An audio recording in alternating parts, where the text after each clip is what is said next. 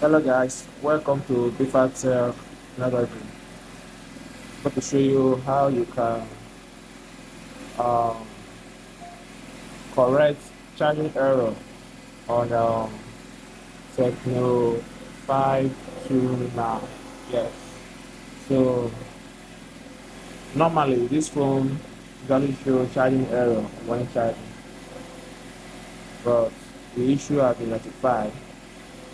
So majorly the cause is the IC, the charging IC. So this is just the IC that you can easily replace. Yes, this IC here. Yes, this IC. As you can see it. Yes, this IC. So just remove this IC and replace it with another IC that is good. The moment you do that, the problem has been solved and you are good to go. So you can see it's charging. Yes, so let's keep watching for some time. On nose, it won't take out to 2 minutes, 5 minutes. The next thing you see charging error. But now you can see it's working fine. So good.